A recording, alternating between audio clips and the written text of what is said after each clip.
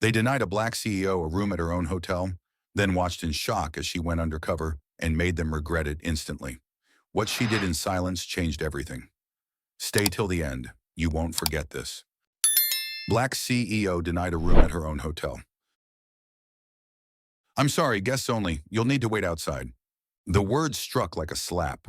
Sharp, undeserved, and absolute. Amara Bell stood at the entrance of Belgrande San Diego, the hotel she'd built from blueprint to five-star reality, and yet here she was, blocked like she didn't belong. She hadn't even reached the front desk, just 5 steps past the revolving glass doors, and the gate had been dropped. Lauren, the receptionist, mid-20s, bored eyes, glossed lips, had stood up from her station like Amara was a threat, not a guest. Everything inside the lobby radiated elegance. Soft jazz piano drifted from hidden speakers. A curated scent of bergamot, lavender, and cedarwood danced in the air. Staff glided across the polished floor in black and gold uniforms. The Belgrande signature. The kind of place where everything whispered luxury, comfort, prestige.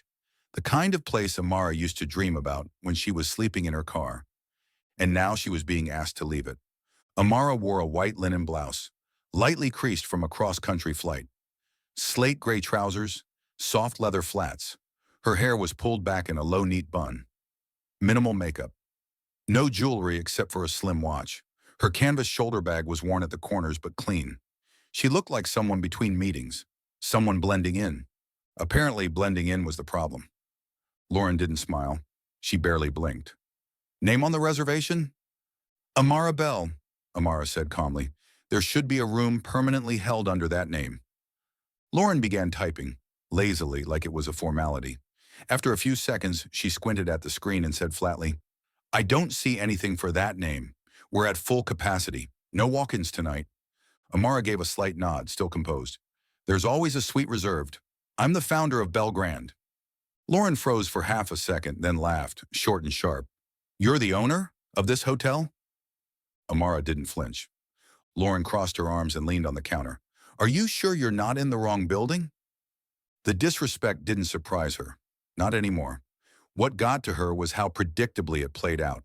Same look, same tone, same doubt. Lauren reached for the desk phone. I'm calling the front office manager. Amara said nothing. She didn't move.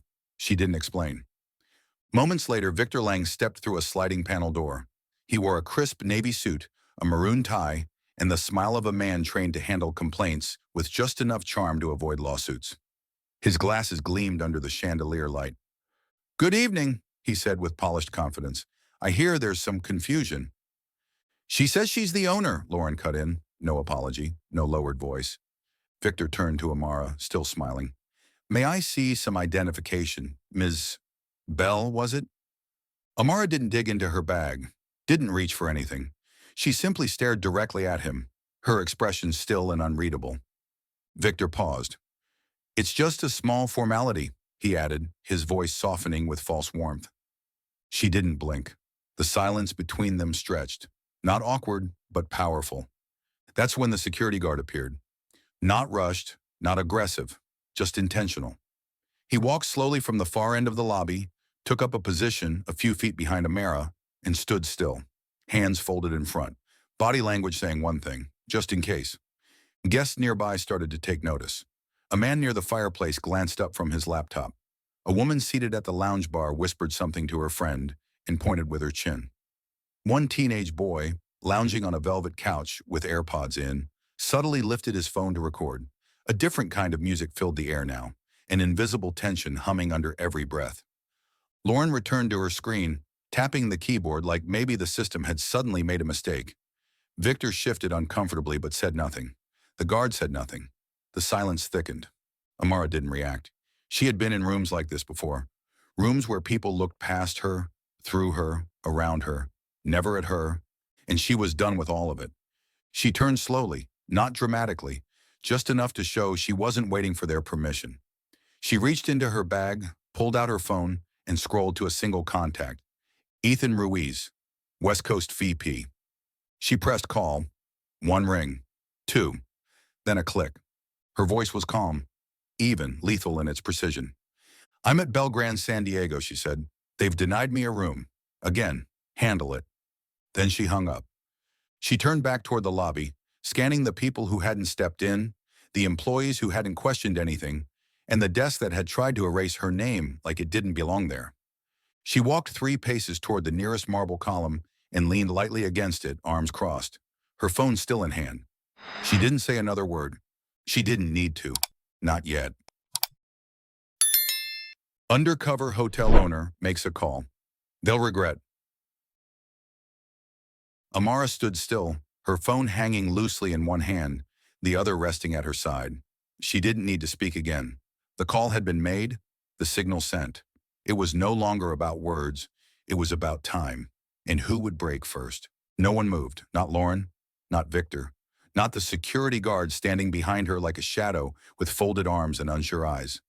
The lobby remained hushed, but the stillness had changed. It wasn't comfort anymore. It was suspense. Lauren tapped nervously at her keyboard. Nothing on screen changed, but she kept clicking, almost like the system might suddenly realize its mistake and save her from what was unfolding. Amara's presence was no longer being ignored. It was being processed. Across the marble lobby, whispers began threading through the air. She said she's the owner. No way, did you see how the staff looked at her? Check Twitter. Someone's already posting about this. From the corner lounge, a young woman refreshed her feet and gasped. Her eyes darted to the still figure leaning against the marble column, and then to her phone again. Lauren, now visibly sweating, reached under the desk, fumbled for her personal phone, and pulled it into her lap beneath the counter. Her fingers moved fast, searching, scanning, clicking. Then she saw it. There, in full-color glory, was the Forbes cover. The black woman redefining luxury hospitality. Amara Bell, standing confidently in a crimson pantsuit, the Bell Grand logo behind her. She tapped through. A TED Talk thumbnail. Respect isn't a look, it's a culture. 8 million views. Another article. Founder of Bell Grand turns industry on its head. And then the photo, the one that mattered most. Amara, holding the ceremonial scissors at the grand opening of this very property. Hairstyle differently, yes. Outfit bolder. But the same calm intensity in her eyes. The same posture of someone who had spent her whole life proving she belonged in rooms others tried to keep her out of. Lauren froze. Victor leaned over her shoulder. She tilted the screen. For a second, he didn't react. Then he blinked hard and straightened his back. His polished exterior faltered. She's, he whispered. Lauren nodded. Yeah. And still, no one moved. Amara hadn't shifted an inch. Victor cleared his throat. He glanced at the guard, who now looked less like security and more like someone in the wrong place at the wrong time. There was a tremor in the silence now, like the first vibration of an earthquake before it cracks the foundation. A man in a blazer near the elevators raised his phone and pressed record. I don't know who she is, but this is getting serious, he said into the mic. They're just standing there, doing nothing, and she's not even saying a word. Lauren bent forward slightly. Maybe I should say something, she mumbled. Victor held out a hand to stop her. Number, not yet. Across the lobby, the concierge glanced up, noticed the tension, and instinctively turned away, pretending to organize key cards that didn't need organizing. The pressure was no longer private, it was public, and everyone in the room could feel it mounting. Mara's gaze drifted across the front desk. Her expression didn't change, but her eyes cataloged everything. The way Victor avoided eye contact, the way Lauren's fingers shook slightly as she adjusted her headset, the way no one stepped forward even now. And it triggered something deeper, a memory. She was 26 again, standing in a different hotel lobby, wearing a gray secondhand suit and carrying a folder with printed resumes. She had been told to wait near the service elevator. They thought she was delivering food. She had a meeting with the general manager. No one asked. No one offered a seat. She left without saying a word. But not today. This time she was the name on the building.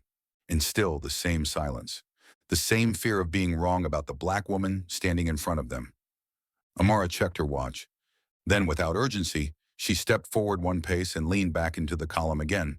Just enough to reset the room's balance. Just enough to remind them she was still in control. Behind the concierge desk, the elevator chimed. Everyone turned. The mirrored doors opened, slow and soundless. 2 figures stepped out. One was tall, suited in slate gray, phone pressed to his ear. The other was shorter, sharp-eyed, holding a tablet like a weapon. Their pace was fast, purposeful, and the silence in the lobby shattered, not with words but with recognition. The cavalry had arrived, and this time it wasn't for Amara. Black CEO walks into the hotel they regret denying.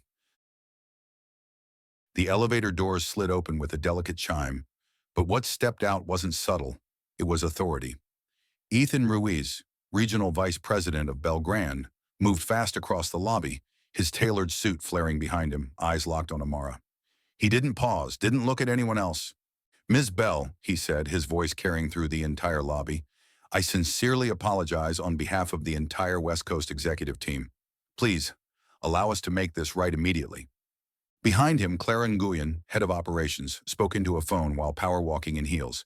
"Yes, she's here. Yes, we're handling it. Stand down on press. Immediate containment in progress." The words "Miss Bell" echoed in the air like a slap. Lauren flinched. Her fingers hovered above the keyboard, paralyzed. Victor froze mid-shift, face draining of color. Ethan reached Amara, stopping just short of her space, close enough to show urgency, but far enough to show respect. Clara fell in beside him and without a word pulled up her tablet. Her fingers moved quickly, commands streaming across the screen. "We've opened Suite 1901, Clara said. "Chef is preparing your usual. Black cod with sesame glaze, ginger apple juice, double chilled, espresso preloaded in suite. Feather down pillows confirmed." Ethan added, "Your driver's been rescheduled for 7:45 tomorrow. Your personal preferences have been restored across all systems. The incident report will be submitted by midnight." Amara stood still. No nod, no smile, no reaction. Victor, sweat forming at the collar, cleared his throat and tried to recover his voice. "Ms. Bell, Ethan didn't let him finish. He turned sharp. "Now," he said to Clara. Clara gave a tight nod. "Security protocols adjusted. Front desk systems reset.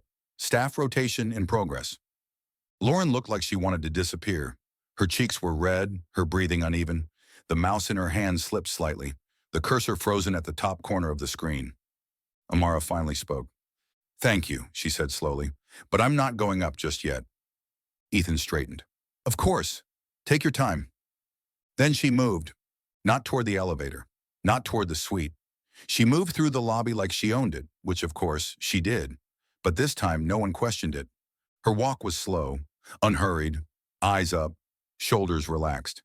She passed the bar, where a bartender looked up and quickly ducked his head. She passed the lounge where a middle-aged couple whispered, the woman grabbing her husband's arm. "That's her," she murmured. "The Harvard keynote woman, the one about executive bias." "I thought she was fictional," the man said softly, "like a case study or something." "No," she replied. "She's real." Amara kept walking. She didn't glance their way. She passed a young employee holding a silver tray. He froze when their eyes met, then gave a tiny, uncertain nod. She returned it, just enough to say, "I saw you. I know you saw." Her heels tapped softly on the marble. Every step landed like punctuation. She returned to the front desk, the very place they had tried to deny her. She stopped. Lauren looked up and immediately looked down. Her shoulders sagged. Her voice, earlier so quick and dismissive, was now buried beneath silence. Victor stood to the side, hands folded in front of him like a schoolboy at confession. The security guard had stepped back behind the potted plant, trying to shrink out of sight. Amara didn't speak. She didn't raise her voice. She didn't request anything. She simply stood there facing them, embodying everything they had tried to pretend she wasn't. And in doing so, she made everyone else speak through their silence. She looked at Lauren, not cruelly, not even coldly, just clearly. Lauren blinked fast, throat tightening. "I didn't," she started, but the words crumbled before they formed. Amara didn't respond. She wasn't there for explanations. She turned her head toward Ethan, who hadn't moved. "I'll walk myself up when I'm ready," she said, low and calm. "Understood," Ethan replied, his voice softer now, reverent.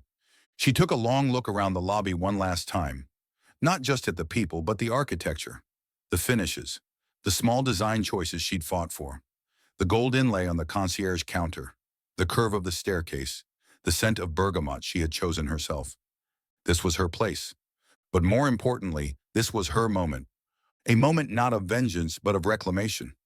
She gave one last nod, quiet and deliberate, and stepped away from the desk.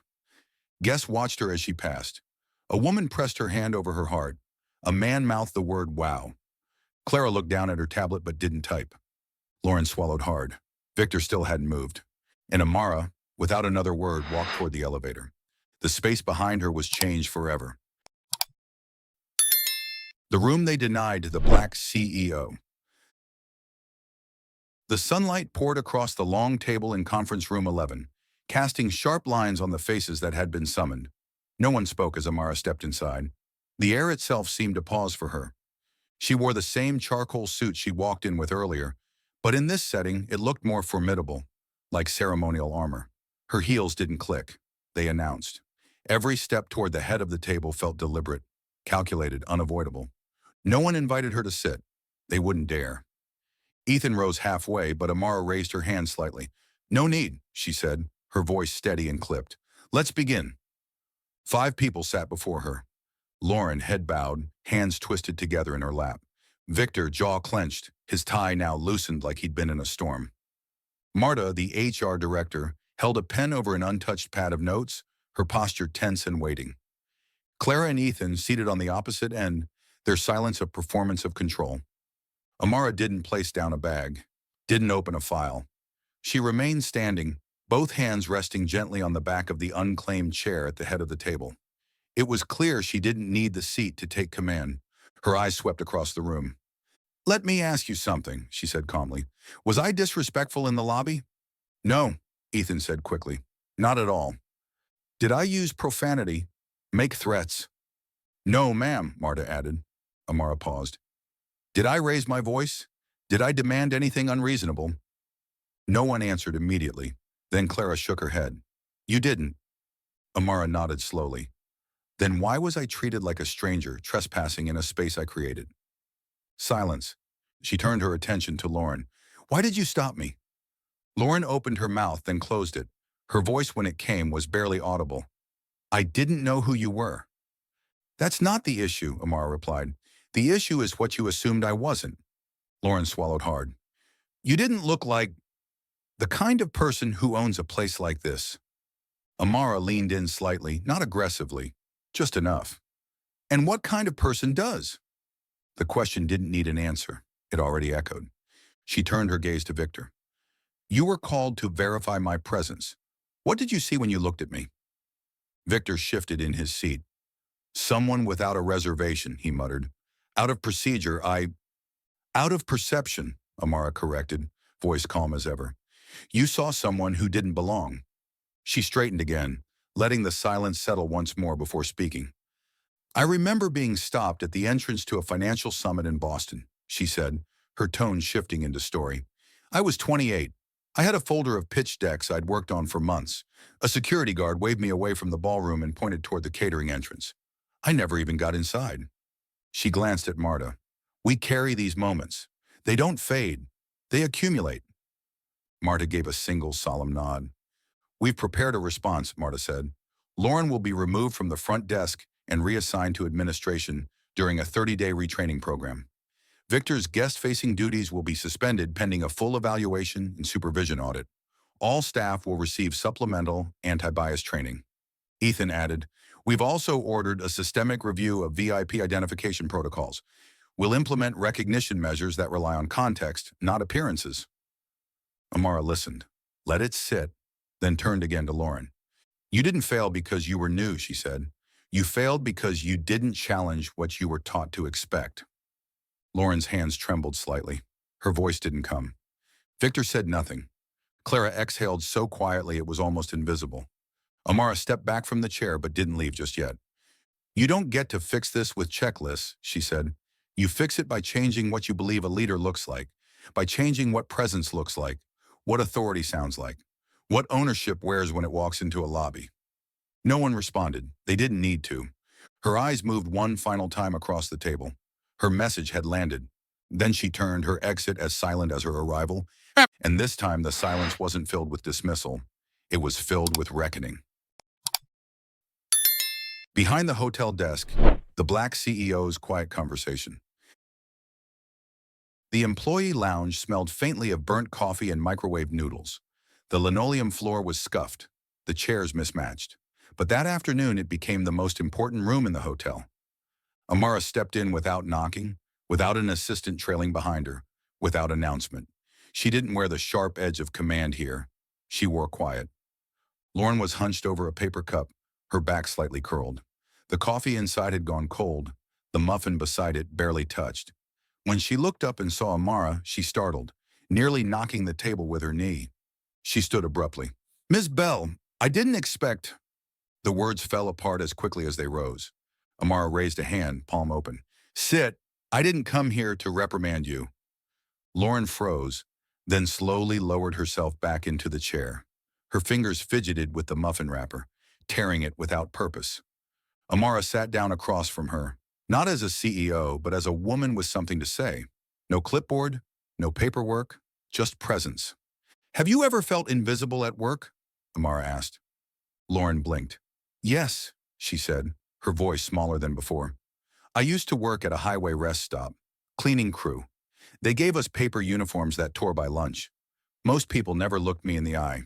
Some called me, 'You there?' Others just snapped fingers.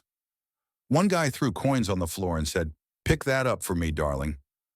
Amara didn't interrupt. She nodded once, slowly. "And how did that make you feel?" Lauren's voice wavered. "Like I wasn't human. Like I was just background noise." Amara leaned slightly forward. "Then tell me why, when I walked into my own hotel, you made me feel the same." Lauren's eyes dropped instantly. Moisture welled along the rims. "I don't know," she said. "I guess I wasn't expecting someone who looks like you to be someone like you." Amara asked gently. "Someone like what?" Lauren didn't answer. Couldn't. The shame was already saying it louder than words. Amara let the silence hang, not to punish, but to allow it to breathe. "I used to work 12-hour shifts at a budget hotel," Amara began. "I cleaned bathrooms between shifts. Guests assumed I was housekeeping even when I wore a blazer and carried the master key. A vendor once refused to hand me a shipment because I didn't look like someone in charge." She smiled faintly, but there was no joy in it. "I've been called baby girl, sweetheart, honey, by people asking for discounts. I once stood through a board meeting while an investor referred to me as the diversity hire, even after I'd closed the deal that funded the expansion." Lauren looked up, astonished. "But look at you now." Amara nodded. "The first time someone called me boss was the day I bought the building." Silence again. Lauren's voice cracked. "You built all this from there." "I built it," Amara said evenly, "so people like you wouldn't be ignored. So no one would ever mistake competence for coincidence." She let that land. "But clearly," she added, "that wasn't enough." Lauren's shoulders shook slightly. "I'm sorry," she whispered. "I'm really, truly sorry." Amara stood slowly. Her tone softened, but not her clarity. "I didn't need your apology. I needed your awareness." She walked to the door, then turned back one final time. "And now that you've got both, do something with it." No threat, no demand. Just a truth so weighty it didn't need volume. Then Amara left, and the lounge felt larger somehow. Emptier, heavier, and filled with the echo of a standard being raised. Undercover no more. What the black CEO left behind at the hotel. The 12th floor executive suite smelled of eucalyptus and glass polish. But beneath the pristine scent and climate-controlled stillness, tension stirred like an unspoken current, the kind that lingered in institutions after a storm of reckoning. Amara stood at the head of the conference table, sleeves rolled slightly, fingers flipping through tabbed reports. Service audits, guest feedback forms, internal assessments. Red markings danced across margins. Notes she'd made personally. Every circle, every underline was a pulse check of her own creation. Across the room, Marta from HR walked her through the final stage of the new employee module. "This isn't just training," Marta explained. "It's testimony. We're centering the voices that were never part of the policy conversations before." Amara didn't nod. She absorbed. "We've included reenactments of bias incidents, anonymous narratives, and interactive reflections. The case study on you, titled Amara Bell, What We Missed When We Should Have Seen Her, closes the module." For a moment, Amara didn't respond. She stared at the title. then turned the page. I want more than reflection, she said. I want realignment. Clara, seated beside Marta, leaned in slightly. Define that? Rotation reality, Amara said. System-wide rollout. No scripts. No warnings. Send in mystery evaluators. Real people. From all walks of life. No platinum cards, no introductions. Let the front line serve without cues. Let's see what respect looks like when it's not rehearsed. Ethan, standing by the window, crossed his arms. You realize that'll unsettle a lot of staff. Exactly, Amara replied. Comfort never changed a culture. Silence stretched between them. Not resistance, but revelation. Marta finally spoke, her voice lower. You think it's time? Amara looked out toward the skyline. It's past time. The room shifted, not in noise, but in momentum. By late morning, the meeting concluded. Clara and Ethan left with pages of next steps. Marta stayed behind, silently organizing the table. Amara remained at the head for a moment longer, letting her thoughts settle in the now-changed air. She eventually stepped out, walking the hall with an ease earned through fire. On her way down to the lobby, Amara paused by the newly staffed front desk. The marble surface gleamed under the morning light. A young black man stood behind it, posture upright, uniform crisp. His eyes lit up slightly when he saw her. Not in fear, not in performance, but in quiet recognition. Welcome back, Miss Bell, he said, with a voice that respected both the title and the woman. She returned a single nod. Not praise, not correction, but a silent affirmation. You're doing it right. No need to linger. Her presence had already spoken. Hours later, her driver waited outside, bags loaded. Amara stepped into the back seat, settling into the leather interior as the city slid past the windows. The Bell Grand grew smaller in the rearview mirror, but her focus was not on what was behind. It was on what remained. She reached into her tote, pulling out a folded piece of paper. Its edges were worn now. The blue ink, though slightly faded, was unmistakably handwritten. Thank you for your grace. I'll be better. Lauren. Amara held the note a moment longer. It didn't demand response. It already echoed forward. As traffic thickened, her eyes drifted to the skyline. Somewhere in that hotel, breakfast was being served. Guests checked in. Uniforms were pressed. But beneath it all, a shift had begun. Not just in protocols, in perception. A bellhop might hold a door differently now. A front desk clerk might pause before assuming. A manager might think twice before judging from appearances alone. That was the work, and it had started. The hotel would never announce it had changed, but anyone who walked through its doors now might feel it. Not immediately, not loudly, but like a recalibration in the bones of the building. And that was enough. She didn't need her face on a plaque. Didn't need flowers at the concierge. What she left behind wasn't a legacy of ownership. It was a legacy of expectation. One that demanded better, without ever having to say so. Closing message to the viewer, voiceover style. If you've ever been asked to explain your presence in a place you built, don't fold. Don't raise your voice. Just stand. Let your silence speak, and when they finally recognize you, make sure they never forget. What does power really look like when no one's watching? And how would you respond if the place you built turned its back on you? If this story moved you, don't forget to like, subscribe, and join us next time for more stories that challenge, inspire, and reveal truth in unexpected places. We'd love to know, what moment hit you hardest? What would you have done? Thanks for watching, and until the next story, keep standing tall.